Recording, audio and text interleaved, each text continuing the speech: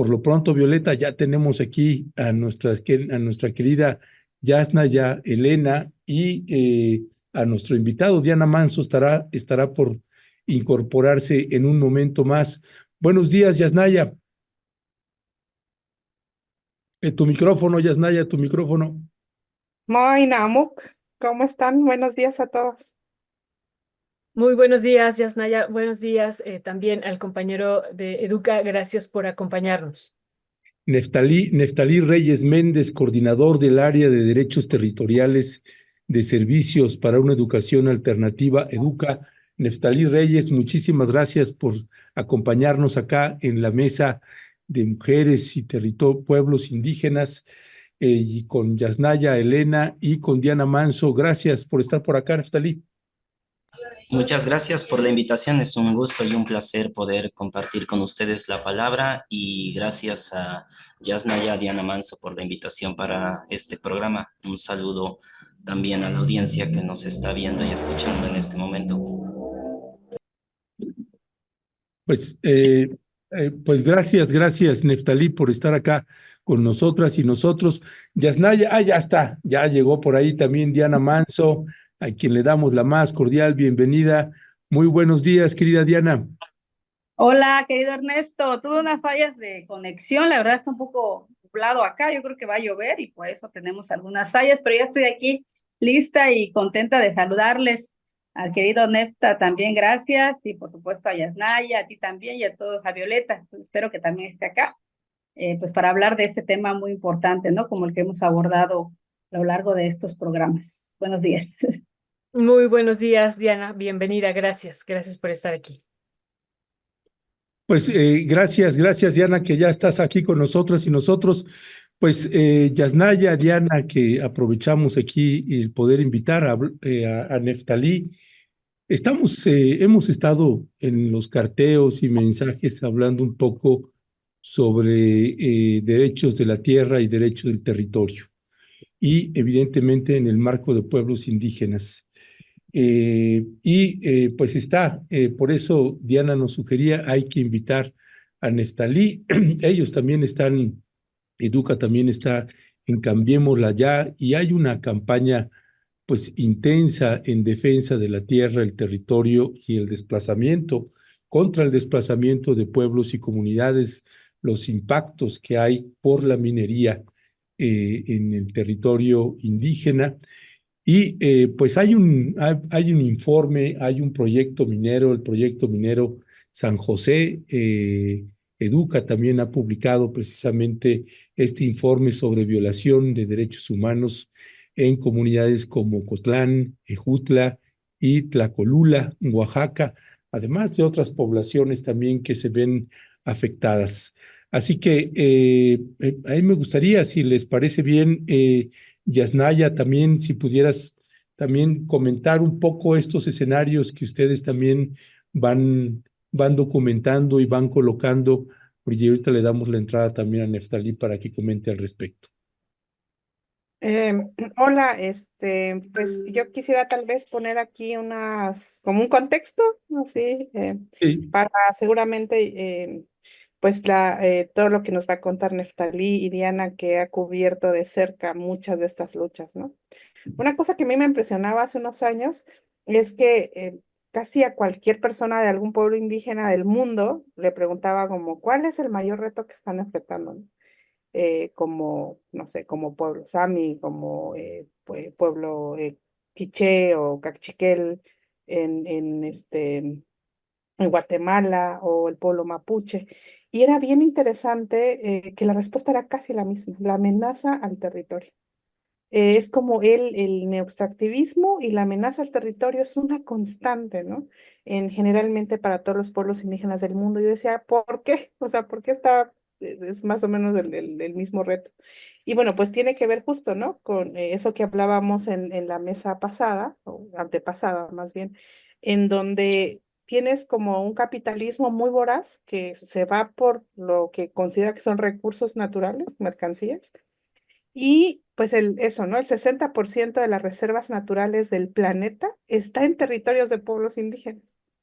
Y entonces, ahora que está tan devastado el planeta, pues se van a ir sobre esos territorios para seguir extrayendo en muchos formatos, ¿no? Para extraer petróleo, para extraer minerales, eólicas, o sea, hay de todo, pero esa es la constante. Y entonces creo que se da justamente por ese contexto. Y en México tenemos una cosa muy particular que como que hasta que no contrasté con otros países me di cuenta de lo peculiar que era. Y es que generalmente en los países del mundo, digamos, de lo que he estado viendo, la tierra, el Estado, los Estados-nación reconocen dos maneras de tener propiedad sobre la tierra.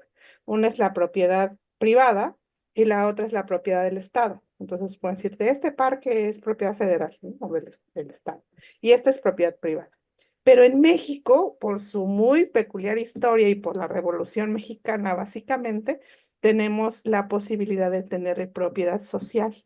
Entonces tienes la propiedad del Estado, la pequeña propiedad privada, en teoría, y la propiedad social, que puede ser propiedad comunal o propiedad ejidal, y eso está reconocido.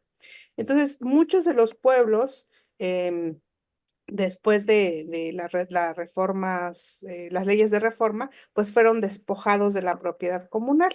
Viene la propiedad, viene la revolución y casi siempre, o sea, no 100%, pero donde hay propiedad ejidal es como la restitución de la tierra después de la revolución.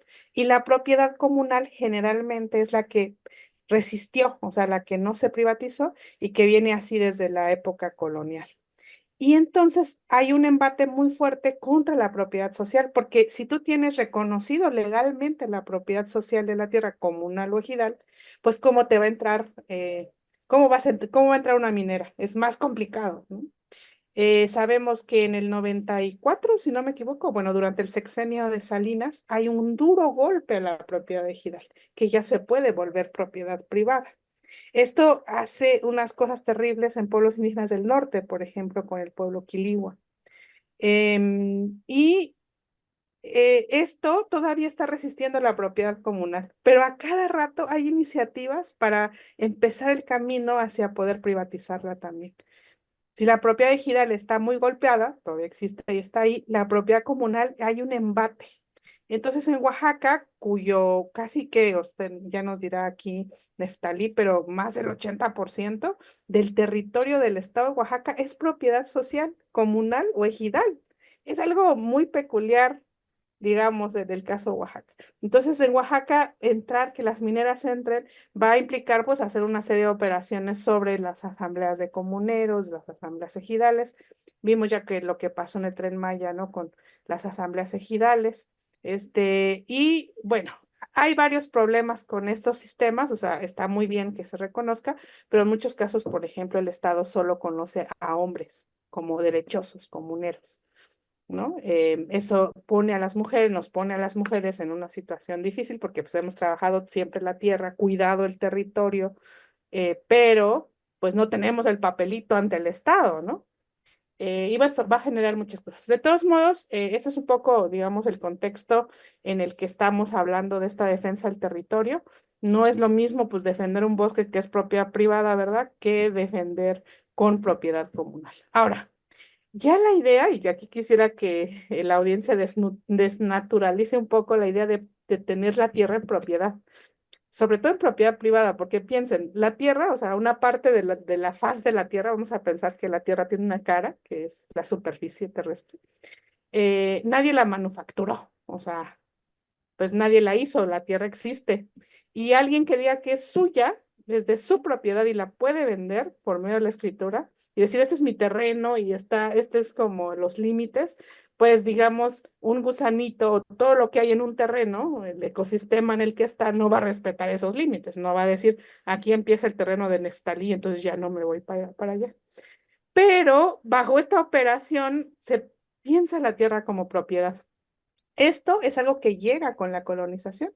Antes las relaciones sobre el territorio se configuran de una manera distinta, pero la noción de propiedad de la tierra es una categoría colonial y un poco la propiedad comunal es un dique, o sea, es como dijeron, bueno, ya que va a estar la propiedad de la tierra, la propiedad comunal se ha utilizado por los pueblos como de, bueno, vamos a tenerla en propiedad, pero no en propiedad privada, que es distinta de la posesión, ¿no? Yo puedo poseer individualmente, o sea, mi casa en Ayutla, mi parcelita, mi solar, mi terrenito, es mío, pero en posesión. La propiedad la tiene toda mi comunidad. Entonces, bueno, no es una idea que se va instaurando. Entonces tienes la idea de no propiedad de la tierra, que hay muchos pueblos en el mundo que no piensan la tierra como propiedad. Luego tienes la propiedad social, que puede ser ejidal o comunal. Y bueno, el otro extremo es tener la tierra en propiedad privada, ¿no? Y ahora en muchos casos el capital ni siquiera compra ya la tierra, ¿no? A veces nada más la renta, te la echa a perder para ciertos cultivos, le echa un montón de químicos, te la deshabilita, la hace infértil, degrada los suelos y luego se va. Entonces hay unas maneras ya de incluso rentar tierra muy ya sofisticadas del capital, que es contra eso, contra que todos los pueblos indígenas del mundo estamos luchando de una u otra forma. Muchísimas gracias, Yasnaya. Realmente es muy interesante este recorrido histórico, así es que te lo agradecemos y muy, muy interesante. Ahorita que hablabas, yo decía, y tendríamos que agregarle, pues todo esto que ya nos estás diciendo de esta no propiedad, cómo empieza realmente a privatizarse a partir de acumulación originaria y del despojo que viven los pueblos, pero muy, muy interesante. Gracias, Yas. Vamos entonces ahora con Neftalí. Gracias, Neftalí, por acompañarnos nuevamente. Neftalí, con esto que ya nos estaba explicando ahorita Jazz, ¿qué significa para los pueblos la tierra y el territorio? ¿No? Que para el capital significa una cosa, es uno de los factores productivos, ¿no? Siempre que alguien inicia estudiando economía, se dice la tierra, el trabajo y el capital son los principales factores productivos, pero se pone a la tierra como el elemento punto de partida de los factores productivos. Pero aquí no estamos hablando solo de tierra, sino de territorio. ¿Qué significa para los pueblos esta categoría? Y lo otro, Neftalí, dar un paso atrás antes de entrar ya pues a toda esta lucha y resistencia minera. ¿Qué significa también para los pueblos los minerales, los bosques, las selvas, las montañas, los cuerpos de agua? Todos estos elementos, digo que sé que nos vas a decir que para muchos se va a significar seres con vida, pero ¿qué significaría eso? ¿Cuál sería el sentido? ¿Cómo lo explicaríamos a la audiencia, Neftalí? Bueno, muchas gracias nuevamente por la invitación y siguiendo también la participación de Yasnaya y esta pregunta que realizas, Violeta, en términos de qué significa el territorio, creo que es una pregunta fundamental en estos momentos porque hay en este momento, dos maneras confrontadas, como bien se ha comentado, de mirar el territorio. Por un lado, el de las empresas mineras y que es visto como un recurso a explotar, un recurso para obtener diferentes ganancias, principalmente económicas, y que en ese panorama, lamentablemente a Oaxaca, México, América Latina, nos toca ser los proveedores de la materia prima en ese consenso global económico en el cual a ningún pueblo le preguntaron si tenía esa decisión, si quería formar parte de ese consenso, un consenso en el que no hubo ninguna participación de comunidades y pueblos y que lamentablemente se refleja muy fuerte en estos momentos en la ley minera a propósito de que comentaban que somos parte de Cambiémosla Ya, un esfuerzo por cambiar algunos elementos que son claramente desventajosos y violatorios para los derechos de pueblos y comunidades indígenas y que están colocados en la ley minera y que voy a hablar más adelante de ello.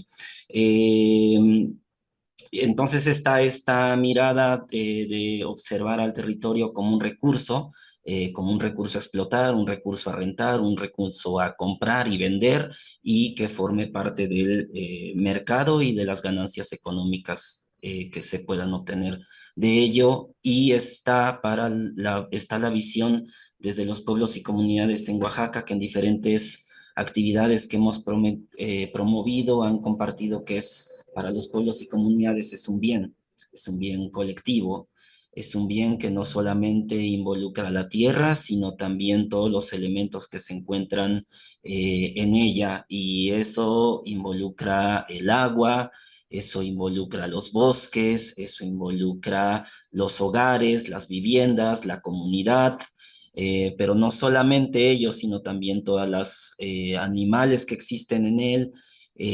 Para los pueblos y comunidades en Oaxaca, el territorio es un bien colectivo.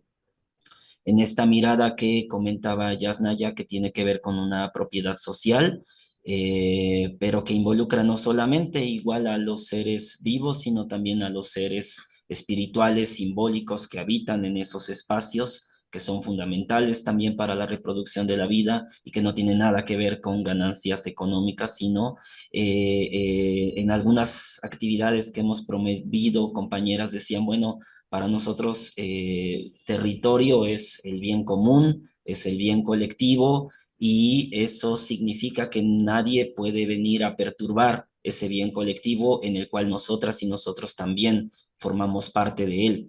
Entonces, territorio es algo que se encuentra debajo de la tierra, sobre la tierra y arriba de la tierra, es el todo que permite esa reproducción de la vida, y que en este momento se encuentra seriamente amenazado. Por ejemplo, en el estado de Oaxaca, por citar, están proyectados alrededor de 45 proyectos mineros, por citar un ejemplo, uno de los proyectos con mayores impactos al territorio, e impactos al territorio en esta mirada más global, integral, holística, que tiene que ver con esta forma de vida, y que a propósito de eso, compañeras y compañeros principalmente de los valles centrales de Oaxaca, comentaban, pues queremos seguir viviendo como estamos, ¿no? Como esta idea de desarrollo y esta idea de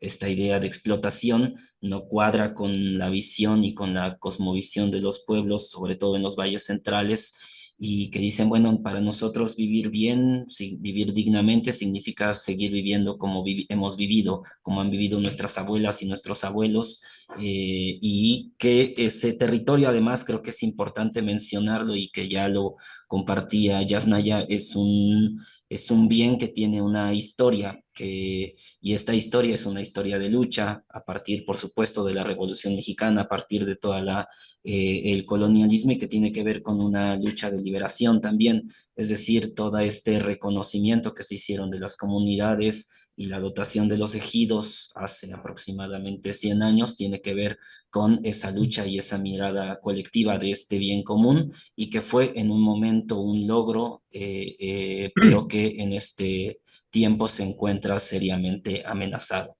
Ya. Gracias, gracias, Neftalí Reyes Méndez. Mi querida Diana, tú eres mujer indígena, periodista, y has hecho un trabajo de documentación de impactos precisamente en territorio indígena, particularmente en el estado de Oaxaca, en varias de las geografías de Oaxaca. ¿Cuál es, desde tu mirada, en esta lógica sobre este eje que estamos hablando, que está abordando Yasnaya, Violeta, Efraín? ¿Cuáles, desde tu punto de vista, los puntos centrales con los que te topas, que a la hora que estás haciendo un trabajo periodístico dices, estos son precisamente los puntos estructurales que como pueblos indígenas y no indígenas tenemos que defender a nuestras comunidades y en nuestros pueblos? Diana. Gracias, Ernesto, escuchando a Yasnaya y a Neftalí. Precisamente lo que me he topado, con lo que me he encontrado, es de que en efecto la gente adulta es la que defiende más el territorio, ¿no? La gente adulta te muestra cuando llega a sus títulos de propiedad, sobre todo los que son comuneros, comuneras, y también los que son ejidatarios y ejidatarias. Claramente son pocas mujeres las que han sido reconocidas. Ha habido organizaciones como Tequio Jurídico, que les ha dado esta oportunidad o ha buscado esta lucha, ¿no? Con la Procuraduría Agraria, con las otras dependencias, para que puedan tener este acceso a sus títulos de propiedad, ¿no? El hecho de trabajar la tierra para los pueblos indígenas ha sido muy difícil, debido a que los programas sociales, debido a que el gobierno pareciera que quisiera que se extinguieran esos, ¿no? Y convirtieran la tierra en propiedad privada, ¿no? Así hicieron con muchos parques eólicos, donde precisamente se supone que desde el año 1978, con la desaparición de Víctor Yodo, que él era un gran impulsor, un gran defensor de esta tierra agraria, a él lo desaparecen un jueves un 11 de julio, y con esta desaparición de Víctor Yodo, por ejemplo, en lo que es Juchitán y sus anexos, que son Unión Hidalgo, Xadani, La Ventosa, Chicapa de Castro, y El Espinal, que son municipios y agencias municipales de esta comunidad agraria, pues se pierde, pareciera que se echó a un hoyo, ¿no? Este tema de la propiedad agraria, y fue tan fácil cuando llegaron los parques eólicos su instalación, ¿no? Con la ayuda de notarios públicos, ¿no? De la zona, de Oaxaca, porque les decían, no, pues aquí no hay, no hay alguien que defienda esta tierra y todas las tierras son propiedad privada, ¿no? Entonces, ¿qué generó esto? Un contexto interno entre familias de discusión y de pleitos, ¿no? Porque hermanos decían, bueno, yo tengo 5 hectáreas, tú tienes 8, pero en tu terreno de 8 van a haber 2 aerogeneradores y en el mío solo hay 1. Entonces, entre familias comenzaron a pelearse, pero se olvidó totalmente que Juchitán, pues tiene una extensión enorme de propiedad agraria, ¿no? Y la mayoría, todo es comunal, o sea, tienen esos títulos antiguos de propiedad, ¿no? Y un anexo de esta comunidad agraria, que es Unión Hidalgo, fue la que revivió la existencia de que eran comuneros, ¿no? Y ellos han estado en resistencia, han estado en lucha, y lo lograron con la cancelación de un parque eólico que iba a construir Eólica de Francia, precisamente por esta lucha agraria, ¿no? Y casi dijeron, a ver, espérense. Aquí en el Istmo, aquí en Juchitán, sí hay propiedad agraria. O sea, no quieran venir y privatizarnos con la ayuda o quieran engañarnos, ¿no? Y decir que no hay propiedad agraria. Entonces, creo que es muy valioso decir que, como decía Jazz, ¿no? Casi el 90% de Oaxaca es propiedad agraria, ¿no? Pero muchos pueblos no lo desconocen, y aquí ha inmiscuido mucho la política, los partidos políticos, ¿no? La gente que trabaja con los partidos políticos, anteriormente pues el PRI, ¿no? Que eran quienes decían, no, pues Juchitán ya no tiene, y no han querido tampoco revivir, o sea, nadie quiere de las autoridades, tanto federal como del Estado, venir y escarbar qué pasó con esos títulos de propiedad que tiene Juchitán, ¿no? Y esto queda paso a que fácilmente, lo que estamos hoy en día, con este tema del corredor interoceánico, pues fácilmente lleguen, ¿no? Las empresas digan, pues todo Juchitán, todos sus anexos es propiedad agraria, pero se han topado con este municipio, que es Unión Hidalgo, donde hoy en día se está haciendo una nueva revisión, ¿no? Han muerto, claro, más de la gente adulta ya murió, pero ahorita la generación segunda, sus hijos, sus nietas, nietos, están queriendo retomar esta lucha agraria, ¿no? Es uno de los ejemplos que te puedo decir, no así en la región de los valles, ¿no? Con este frente que acompaña a Neftalí, frente de no a la minería, de pueblos de no a la minería, donde ellos saben perfectamente que son comuneros, son ejidatarios, o sea, reconoce muy bien, la figura agraria está ahí, fuerte, está fortalecida. Entonces, yo lo que me he topado, ¿no? Que no en todas las regiones de Oaxaca tienen este fortalecimiento, ¿no? Por un lado. Y por otro lado, por ejemplo, lo que pasó con Mixtequilla, donde además de que había posesionarios, había comuneros, pero también había estas tierras de uso común, que son, digamos, de todos, ¿no? Entonces el pueblo dijo, a ver, los comuneros ya vendieron sus tierras al gobierno, porque las vendieron con alrededor de 150,000 pesos costó cada hectárea para la instalación de un parque industrial. Pero el resto del pueblo dijo, pero entonces, ¿qué va a pasar con nuestras tierras de uso común? ¿No? ¿Qué va a pasar con estas tierras? Entonces creo que ahí es donde hubo este disturbio de contexto social que han traído estos megaproyectos, ¿no? Entonces el pueblo dijo, pues entonces a nosotros ¿cómo nos vamos a beneficiar? si los 100 comuneros ya vendieron sus tierras, esas tierras de uso común, ¿qué va a pasar con ese recurso? Y lo que se hizo se creó, bueno, más bien surgió ahí un grupo de lucha, de defensa de la tierra, pero vivieron criminalización, ¿no? Llegó un día el ejército, los detuvo y algunos han podido ya ser liberados, ¿no?, de la cárcel, de mujeres y hombres que defendían estas tierras de uso común. Entonces, no en todas partes se ha dado este reconocimiento como tal en Oaxaca, ¿no? O sea, el hecho que tú quieras defender tus tierras, que digas, es tierra de todos, no es que a unos les pertenece, ha creado este conflicto interno, ¿no?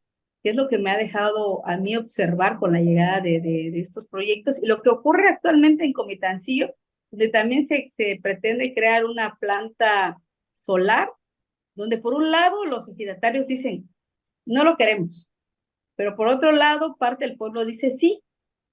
Entonces ha creado otros conflictos ahí. Y lo que también se ha puesto sobre la mesa es qué pasa entonces con las consultas, que ya lo hemos tocado acá, ¿no? Supone que existe una consulta, pero muchos del pueblo dicen, nosotros ni siquiera queremos las consultas, o sea, no queremos el proyecto, o sea, nosotros ni nos consulten porque vamos a rechazar. Entonces, con esta figura de la consulta también entran estas empresas, ¿no? Es como que a decir, pues denos la oportunidad, ¿no?, de al menos entrar y consultarles. Entonces, creo que también esta ventana que se ha abierto, que son las consultas indígenas, permite también la entrada de estos megaproyectos, ¿no? Porque muchos dicen, pues que nosotros ni siquiera queremos que nos consulten, porque no queremos estas obras en nuestro territorio, ¿no? Entonces, pero creo que hace falta más impulsar ese trabajo, ¿no? De que la generación joven conozca que hay tierras agrarias, o sea, que todo el territorio, la mayoría del territorio oaxaqueño existe. Y los jóvenes de hoy en día no les está interesando formar parte de ser comuneros o ser ejidatarios, ¿no? La mayoría dice, no, pues yo tengo trabajo, pues hay mi papá que se encargue, ¿no? Hay que el abuelo vaya, ¿no? Entonces creo que hace falta hacer también este trabajo de concientización con los jóvenes, con las juventudes, de que la propiedad agraria, pues somos todos, ¿no? Todo nuestro territorio. Y si estamos fortalecidos, ya lo decía Miguel Ángel Mijangos Leal, ¿no? Aquí, en todo México, lo que salva de la llegada de esta minería, de todos los megaproyectos, es la organización. Y si no estamos organizados, entran porque entran estos megaproyectos, ¿no? Entonces, para mí creo que el referente importante es Neftalí, el frente de comunidades, que son alrededor de 19, creo, Neftalí, donde pues están en lucha constante, ¿no? Porque ellos nunca les pidieron que entrara a las mineras, o sea, no hubo consulta y además estos manifiestos de impacto ambiental también han sido un fiasco, ¿no?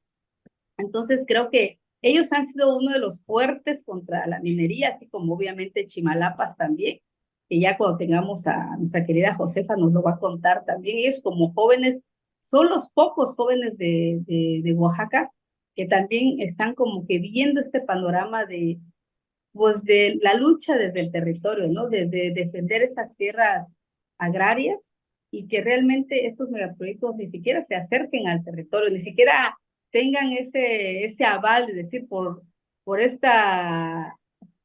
permiso de tener consulta, lleguen al territorio. Ellos han parado desde antes y han manifestado su total rechazo. Creo que el panorama de Oaxaca es ese, ¿no? De que hay un alto desconocimiento de las juventudes, de que nuestras tierras agrarias pues son lo todo también para nosotros, ¿no? Muchísimas gracias, Diana. Pues le mandamos un fuerte saludo ahorita que mencionaste a Miguel Ángel Mijangos de REMA, de esta Red Mexicana de Afectados por la Minería. Un fuerte abrazo, que también han hecho una labor y una lucha que realmente la abrazamos desde hace muchos, muchos años. Pues ya esto que estaban ustedes ya platicando, tejiendo los tres comentarios, esta parte que también hemos venido desarrollando desde este medio de comunicación, este concepto de necroeconomía, de cómo la economía dominante para vivir necesita matar a los sujetos humanos y no humanos, como decía Neftalí, van matando pues, a los territorios.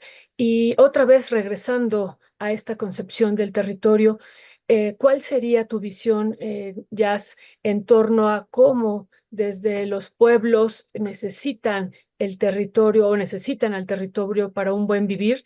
Y además también es importante para este buen vivir, pues el respeto, el reconocimiento y también la participación de las mujeres para hablar de esto que también decía Neftalí, que me pareció muy importante, este vivir bien. ¿Qué significa el vivir bien en términos del tejido que podríamos hacer con el territorio y con la participación de las mujeres, Jazz, pero pensando también en cómo el capital pues va avanzando con esta necroeconomía y con este terricidio, como dicen las mujeres mapuches, Jazz? Eh, sí, yo creo que, por ejemplo, justamente lo que decías, ¿no? La noción de territorio, a diferencia de la tierra, ¿no? Pensamos la tierra como una entidad concreta, está ahí, y el territorio surge siempre en la relación con las sociedades, ¿no? Con diferentes sociedades humanas. Entonces, sobre una misma tierra puede haber diferentes nociones de territorio. O sea, la noción de territorio es relacional, ¿no? O sea, cómo yo concibo esa tierra, la relación que tengo con ella, los rituales, los aspectos culturales, el hecho de que los otros seres y entidades que ahí viven, incluso las fuerzas de la naturaleza, van a tener ciertas concepciones que son distintas en cada caso. Entonces, por ejemplo, la colonización justamente es el desplazamiento de una noción de territorio sobre otra. Pues si los pueblos aquí tenían cierta noción sobre esta tierra, o sea, una noción de territorio, sobre esta se impuso otra, que es la de la propiedad, y que ha estado así desde hace 500 años, ¿no? Yo creo que todo esto que, por ejemplo, se plantea como un derecho al medio ambiente sano, el ambientalismo de corte europeo aquí se frasea como defensa del territorio, ¿no? O sea, es algo que ha estado desde siempre ahí, bueno, desde la colonización, hemos sido ambientalistas, si lo vemos en ese sentido, ¿no? Lo digo porque hace tiempo un amigo me decía algo así como, es que el ambientalismo en México es un movimiento muy nuevo, y yo le decía, ¿de qué me hablas, no? O sea, ambientalismo al estilo Greenpeace, puede ser que sí, pero al final lo que tienen en común el ambientalismo y, y los pueblos, lo que han hecho la defensa del territorio, es una apuesta por la vida. Solo que, por ejemplo, para el ambientalismo la tierra sigue siendo un otro, ¿no? Un otro que está en peligro, o sea, un otro que hay que cuidar. Entonces, si la tierra está muriendo, hay que cuidarla, hay que protegerla, ¿no? Como si la humanidad la pudiera proteger, y sí, sigue siendo un otro. En la defensa del territorio, no, hay otras visiones de cómo es la tierra, qué importa y qué simboliza. Entonces, hay dos tradiciones de pensamiento ahí encontradas. Es decir, la tierra es la misma, pero la noción de territorio de esta necroeconomía de la que hablas es una, y la de los pueblos en resistencia es otra. Yo creo que no es posible hablar o sea, como la noción de territorio es relacional. Por ejemplo, los pueblos zapotecos o los pueblos indígenas en Los Ángeles recrean, aunque el territorio está a miles de kilómetros, o la tierra, el terreno concreto, digamos, sus comunidades en terreno concreto está a miles de kilómetros, siguen generando una noción de territorio desde Los Ángeles que les permite crear esa colectividad. Entonces, la noción de territorio es fundamental para la identidad, para el equilibrio necesario, es decir, para el buen vivir, ¿no? Esa noción de territorio. Y otra noción de territorio, que es la del capital, la tierra como propiedad privada, como mercancía, una vez más, es la que está poniendo otra vez en crisis y que sostiene esa necroeconomía de la que hablas, Violeta. Y por eso creo que es fundamental la desaparición, y que desaparezcan en múltiples sentidos los defensores del territorio. Y por algo México está digamos, es uno de los países que están en la lista que más defensores y defensoras del territorio desaparece. Y desaparece por varios mecanismos. Uno es convencerte, ¿no? O sea, cuando te convence de que entre la minera a tu territorio o no tienes mayor opción, te desaparece como defensor del territorio. Otra es la desaparición forzada, como la que habla Diana, y la otra es el asesinato. Entonces vemos que Brasil, Colombia, México tienen unas tasas de atentados contra los defensores del territorio o ambientalistas muy alarmantes. Y en México, pues más de la mitad son de pueblos indígenas. Esto ya se explica claramente con el contexto, ¿no? ¿Por qué de pueblos indígenas? Lamentablemente esto no ha cesado, ¿no? En el presente sexenio sigue sucediendo, pero lo que sí ha cesado es la indignación de la izquierda, de cierta izquierda que ahora está muy canalizada en el Estado, que entonces ya el costo político de que desaparezcan a alguien defensor del territorio no es lo mismo, no se lee políticamente igual, ni tiene las mismas consecuencias, ¿no? Pero eso sigue sucediendo, a mí me parece muy alarmante, o sea, que sea tan impune y que de ponerte a defender el territorio te cueste la vida, ¿no? Que es lo que ha estado sucediendo. Y no sé, o sea, entrevistando a varias compañeras que están en esa defensa del territorio, dicen muchas, o sea, no es un asunto de heroicidad, o sea, no es que un día desperté y dije voy a defender el territorio. Yo estaba tranquilamente sembrando mi parcela y llegó la termoeléctrica, entonces tuve que ponerme a hacer esto, ¿no? Y aprender en el camino.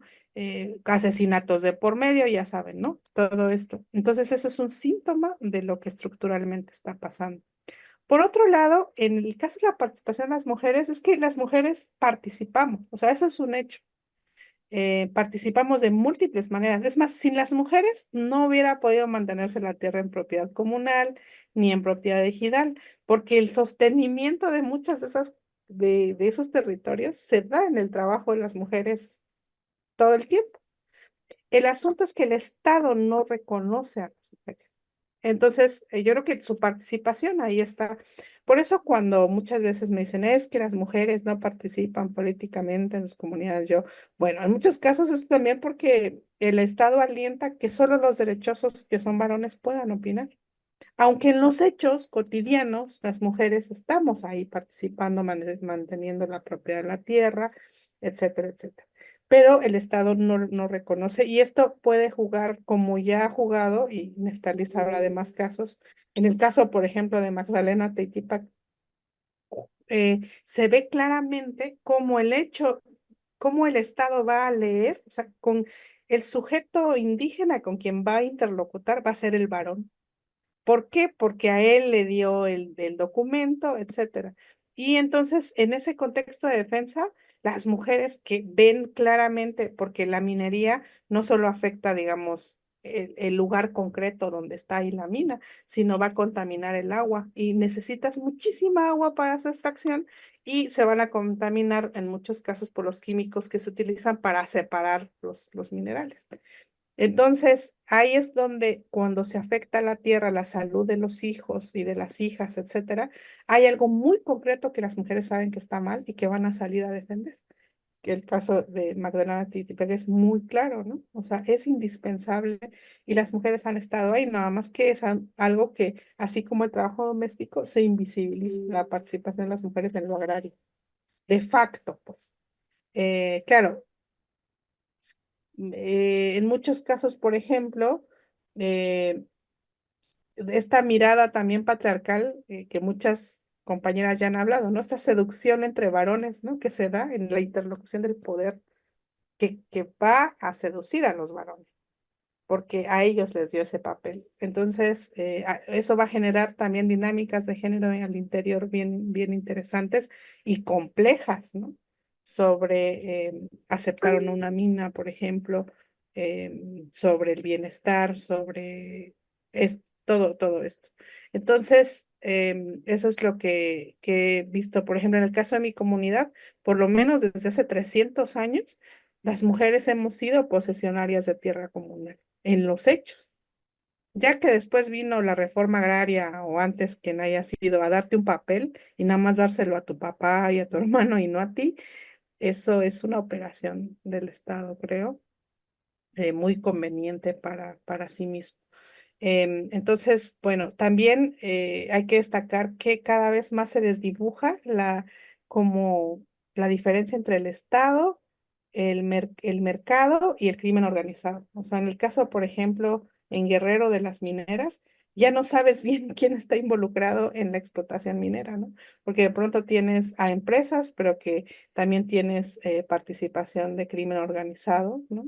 Que le está vendiendo luego a empresas que no se supone que no son crimen organizado, con permisos del Estado. Entonces, es bien interesante cómo se va revelando como una misma cara la que está atentando eh, contra los pueblos, ¿no? Y ese va a ser, o sea, si ahorita ya estamos con esto, yo auguro, no auguro, no quiero augurar, pero es lógico pronosticar que se va a incrementar y eso me preocupa muchísimo, porque entonces se va a incrementar,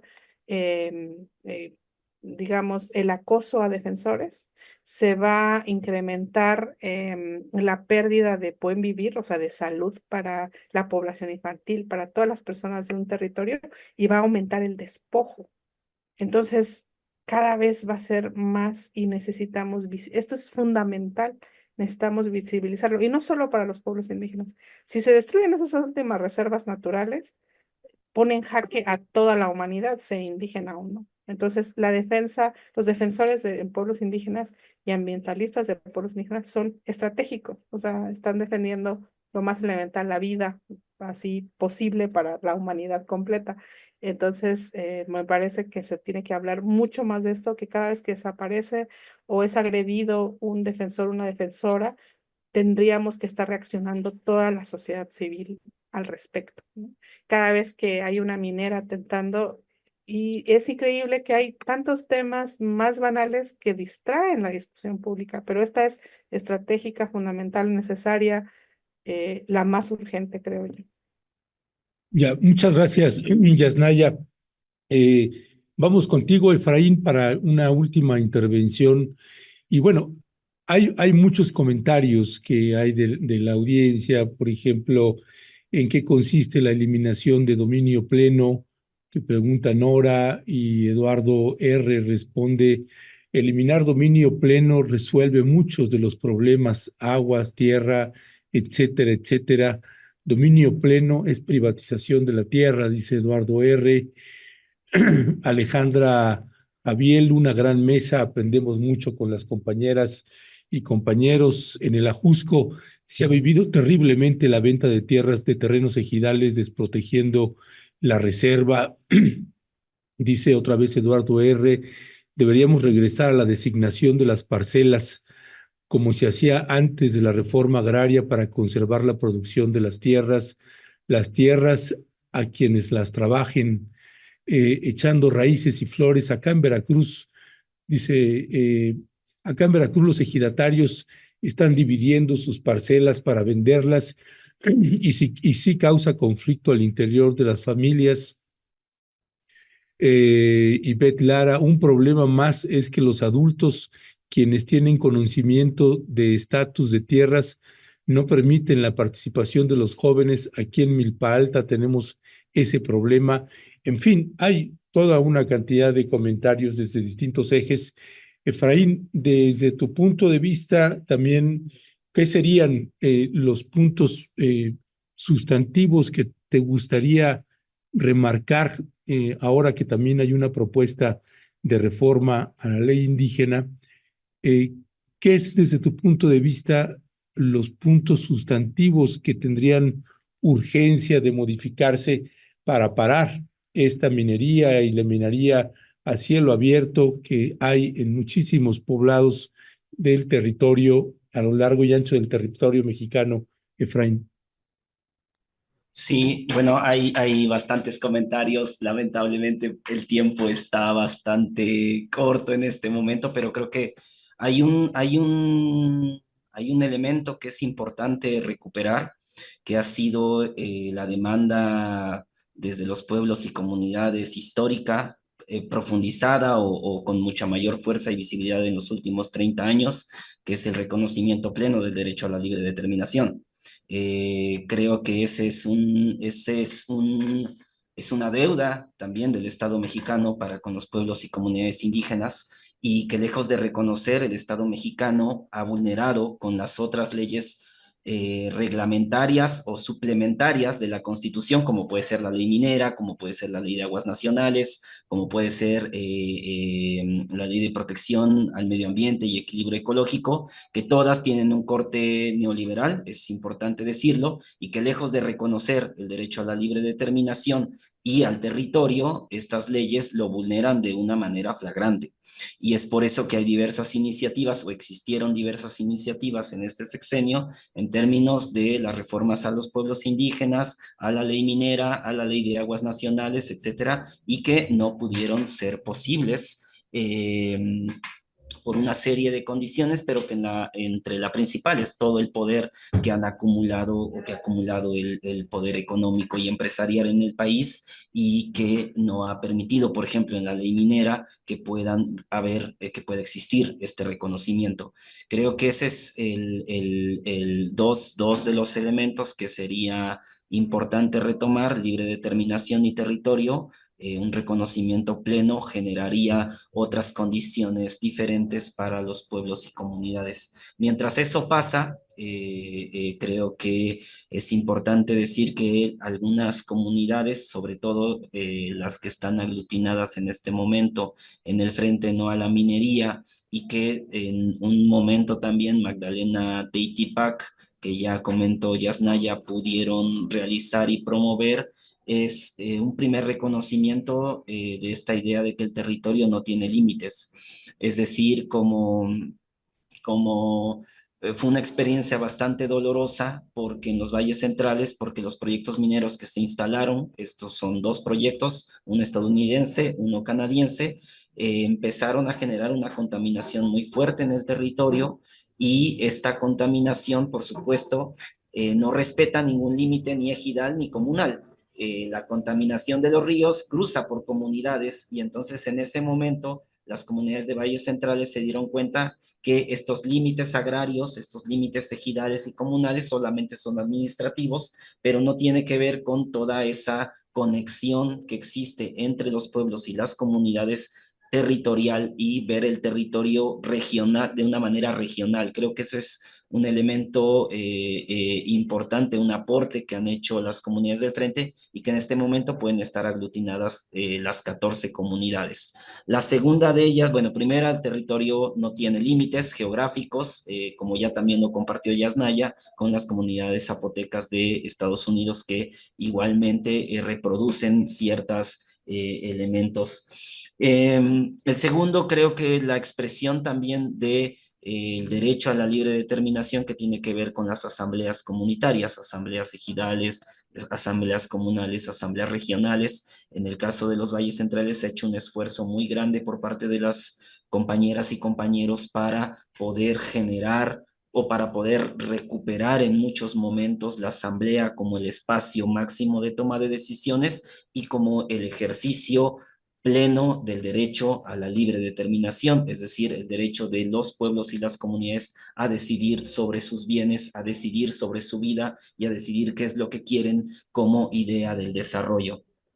Y una tercera elemento es que, frente a esta idea del uso preferencial del territorio que colocaron, por ejemplo, en la ley minera, y que dice que la minería tiene prioridad sobre cualquier otro uso del territorio o de la tierra, las comunidades indígenas reivindican sus sistemas o sus formas de producción propia, y en ese mismo momento la reconstitución o la reconstrucción de todo el tejido social comunitario, porque la empresa minera o las empresas mineras han sido devastadoras en términos de la destrucción del tejido social.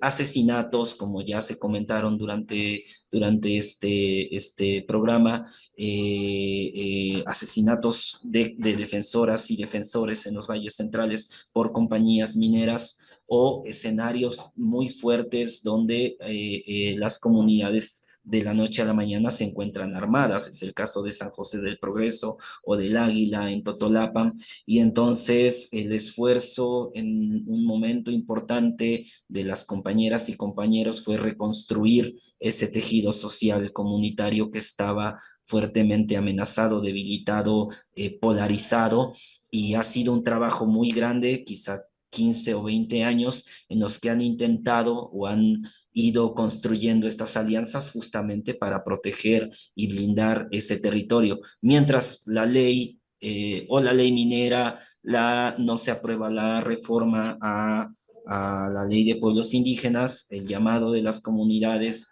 de valles centrales, no solamente de valles centrales, yo creo que también de la Sierra Norte, la Sierra Sur, parte del Istmo, la costa de Oaxaca, hagámoslo, ¿no? Es decir, vayamos y recuperemos nuestras asambleas, vayamos y recuperemos nuestro territorio, y es en sí mismo un reconocimiento de facto. Es decir, si el Estado mexicano no lo reconoce, podemos tomar medidas para fortalecer y proteger ese territorio que al final es un territorio compartido. Muchísimas gracias, Neftalí.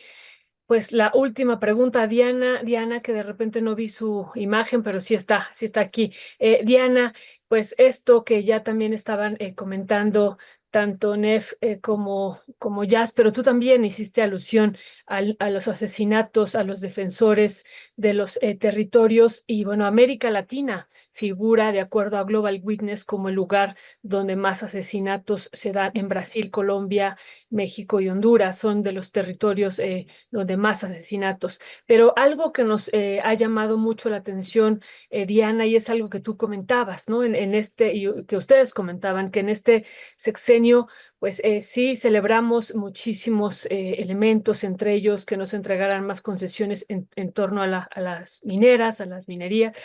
Lo otro de la reforma a la ley minera, que pasó a ya ser ley de minería, y que, bueno, pues está ahorita en la Suprema Corte de Justicia de la Nación y se va a intentar declarar inconstitucional.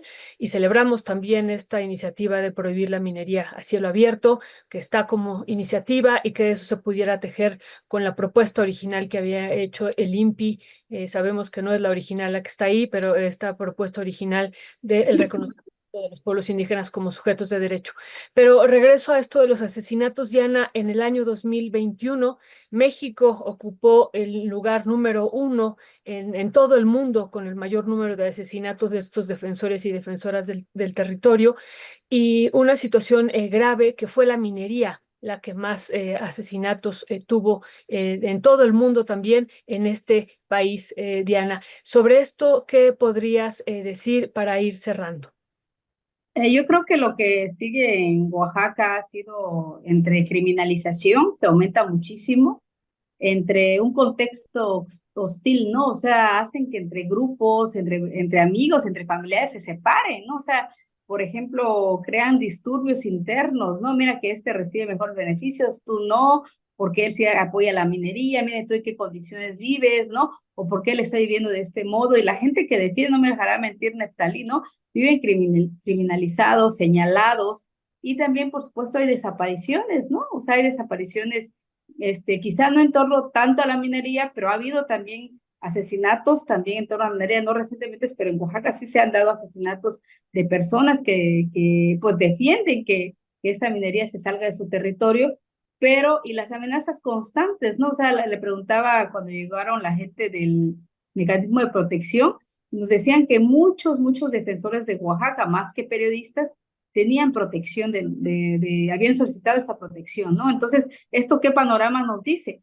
De que viven en constante riesgo, ¿no? Vulnerables, ¿no? Vulnerables por defender su territorio, por no permitir que esos proyectos extractivismos lleguen y alcancen, ¿no? Y otra cosa que también vemos es que sin pedirles permiso y en contubernio con dependencias como la Semarnat, renuevan estos contratos, ¿sí? O sea, ya una vez que tengan 30 años, hacen simulaciones para que esos contratos, y cuando se dan cuenta los pueblos, pues ya tienen otros 30 años, otros 20 años, ¿no? Y tú dices, ¿en qué momento se supone que debe de haber una nueva consulta para ver si queremos, ¿no? Nuevamente tener esto. Entonces, creo que eso ha sido muy lamentable, y esto ocurre en Oaxaca, pero reforzando esto es que por fortuna existen estas defensas del territorio y cada vez tienen más pueblos, ¿no? Y con los cuales los pueblos se han convencido de que la minería no es lo mejor para su territorio, ¿no? Que la minería no es lo mejor que ellos tienen.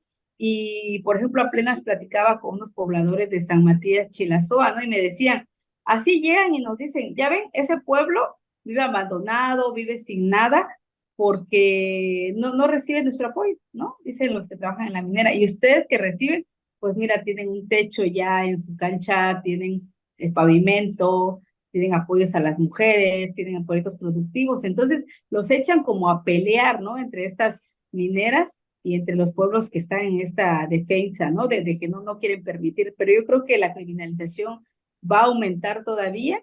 Creo que en el territorio de Oaxaca, pues, aunque dicen que ya no van a dar más concesiones, pero ya se han dado muchas. O sea, casi todo el territorio de Oaxaca está concesionado y aunque no se ha explotado, pero creo que esto no nos da un mejor panorama, ¿no? Y sobre todo cuando, pues, estas tierras, lo decía uno de los que, de nuestras audiencias, ¿no? Que fácilmente se da el dominio pleno, ¿no? Pero yo considero que este dominio pleno, pues yo sé que tienen que pasar muchas asambleas, o sea, muchas asambleas para que los comuneros o los ejidatarios lo decidan, pero creo que el hacer un dominio pleno es entregar fácilmente tu territorio, ¿no? Es fácilmente decirle a las mineras, a las eólicas, a todos los proyectos transnacionales y de gran impacto, que aquí está mi territorio, ¿no? Entonces creo que hace falta mucho trabajo de concientización, de entender el por qué en México tenemos las tierras agrarias y el por qué nuevamente es necesario retroceder en el sentido de analizar que nuestro territorio pues debe ser defendido, ¿no? Ante estas embestidas de empresas y sobre todo porque vemos que hay desapariciones constantes, amenazas constantes y una vulnerabilidad segura para todos los que defienden a su territorio. Ya, pues Diana Manso, Efraín, Yasnaya, muchísimas gracias como siempre por haber estado acá con nosotros. Y nosotros se va rapidísimo y además se nos quedan en el tintero un montón de temas y después de estarlas escuchando y de escuchar a Efraín, también me quedé pensando y ya en algún momento a ver si también lo podemos coordinar o no. Ese último comunicado del EZLN cuando hacía la propuesta esta de la no propiedad, creo que valdría la pena en algún momento también pues darle una lectura, una revisión, una reflexión de esta otra propuesta que nos parece también que es útil particularmente también para usted que nos está escuchando, pues es que pueda escuchar a Yasnaya, a Diana, en este caso que está Efraín, a veces tendremos otras invitadas próximas. Neftalí, tendremos también otras compañeras invitadas, porque hay muchos ángulos, muchas miradas de cómo entender lo que nos está pasando en México y lo que está sucediendo en pueblos y comunidades indígenas y en núcleos agrarios a lo largo y ancho de la República Mexicana. Así que, pues, Neftalí, Yasnaya, Diana Manso, muchísimas gracias como siempre. Un fuerte y fraterno abrazo. Quería, si me permiten agregar algo muy pequeño, que Sí, me por parece favor. importante, es Sí, pensar después del despojo de tierra y la privatización de mucha tierra, la Revolución Mexicana costó casi 1 millón de muertos. O sea, no fue cualquier cosa. Para que después, en tan poco tiempo, se esté atentando tanto contra el logro de eso, que fue la propiedad social de la tierra. Entonces, no, yo creo que no permitamos, ¿no?, que algo que costó tanto dolor y tantas vidas y tanta muerte se nos arrebate de una manera tan rápida y de una manera también tan mortal, ¿no?, tan sangrienta. Y, muchas gracias. Y mencionar, ¿no?, lo que costó esto. Sí, 1 millón de vidas. Y gracias, Jazz, por decir eso. Y también habría que hacer otra mesa. Realmente hay muchos temas en torno a cómo el capital y el gran capital ya no le interesa en términos de apropiarse la tierra en términos jurídicos, agrarios. Por eso también existe este concepto de concesión, ¿no? Concesión que le ha permitido avanzar sobre los territorios, ya no siendo propietario, llega, devasta, saca los recursos naturales que le son necesarios y se va, ¿no? Y deja los problemas, los grandes problemas en estos territorios de los pueblos y comunidades. Así es que también tendremos que discutir en términos agrarios y en términos de esta concepción ya de concesiones indígenas. pues gracias otra vez, Yasnaya, Diana. Yo te iba a decir otra vez Efraín. Gracias a Neftalí por haber Neftalí. aceptado también en contacto. Sí. Sí. Neftalí, y tienes el mismo nombre que Pablo Neruda, ¿verdad? Seguro te dice, ayer que nos dijeron Neftalí Reyes, y yo dije, pues viene Pablo Neruda, ¿no? Entonces ya llevas eso en toda tu vida, Neftalí. Un abrazo. Gracias. Un abrazo muy grande y gracias por la invitación. Gracias, Neftalí. Gracias, Neftalí, sabes que te admiramos. Gracias por todo, gracias, Jazz, también querida Jazz, y a todos. Ernesto, Violeta, gracias. Gracias, Diana. Jazz, Neftalí, abrazo. Gracias. Pues, Violeta, vaya que si tenemos un mundo de temas por abordar con Yasnaya, con Diana, en este caso Neftalí, y otras compañeras invitadas que ya las están programando ahí, Yasnaya y Diana, que estarán también con nosotras y nosotros, Violeta. Sí, Ernesto, pues a mí esta mesa me parece bien interesante y bien importante por todo lo que hemos vivido. En verdad, no es menor, lo hemos estado aquí diciendo los años anteriores y este también, Ernesto, el número de asesinatos que ha habido en estos territorios. Y como decían ellas, pues sigue, vamos a esperar el próximo mes ya el informe de Global Witness, lo vamos siguiendo cada año y pues nos da un panorama de México, de América Latina y del mundo en términos de los asesinatos en torno, ¿no?, a los recursos naturales, y pues México sigue encabezando estos primeros lugares, Ernesto. Así es que no es menor lo que acabamos de discutir. Así es, Violeta. Y bueno, pues es que en verdad esto que señalas, el sentido de profundidad que tenemos en esta mesa con Diana Manso y Yasnaya Elena Aguilar es verdaderamente extraordinario. Es algo que nos seguimos celebrando mucho.